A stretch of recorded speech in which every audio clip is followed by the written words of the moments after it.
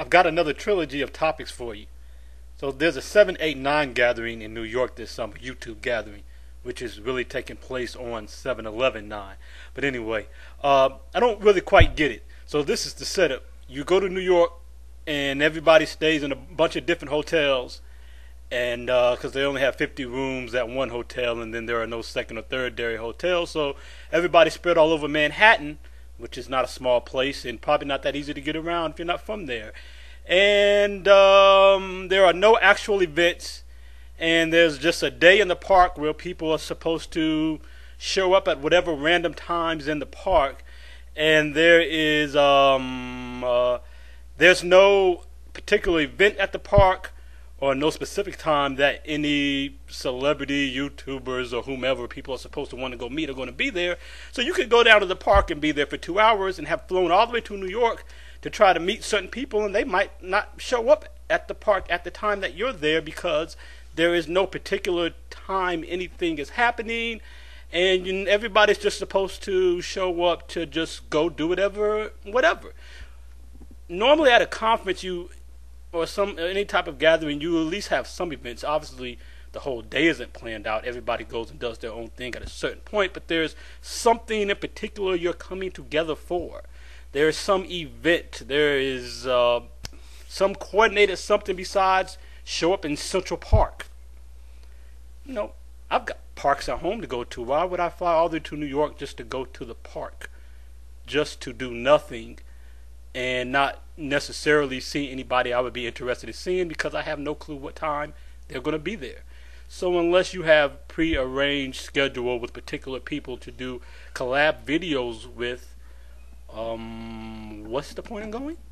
Now, if this is the way YouTube gatherings are always done, especially at such a large spread out place, it's not like one of the gatherings like South Tube or something where it's only a couple hundred people and you're mostly all in one hotel.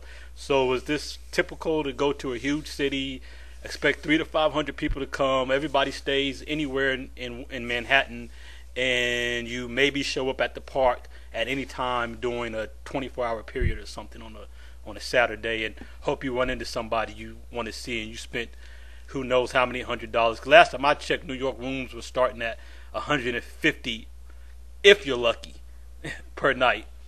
Not to mention flying there if you're coming from wherever in the country or wherever in the world, getting transportation. So you're going to New York, spending $700, $800, $900 to go to the park. Don't get it. Somebody wants to explain it to me, please do in the comments below, or do a video response and let me know what that's all about. So apparently white folks have recently discovered the phrase no homo. I've seen 2 or 3 videos about it in the last week and a half, and well, congratulations again, white folks, on being 4 to 5 years behind. And stop saying chill out. That's been played out since like '89. For real, I haven't said chill out since elementary school. At the next All Black People Universal Conference, before we vote on our handshake for the next 2 years, or before we vote on what ultra-liberal positions you must maintain to be authentically black, and before the resolution on whether to maintain being against education as an uncool white thing, I'm going to propose a vote that we regularly send memos to white people on lingo, and music, and dress. And Morena, I think her name is, big boobs, hot for words. She asked, is plastic surgery bad? Well, I think it's bad when people BS about it. Like the folks who always say, oh, I'm just doing it just for myself. Look, if you were on an island all by yourself and there was no one else there who was going to see you, you wouldn't care too much how you look, at least not to the point of cutting yourself up. So this notion that you're doing it just for yourself, everybody does it for the same reason, because they want folks to see something different than what they currently see when they look at them. Just stop with the bullshit. Come on.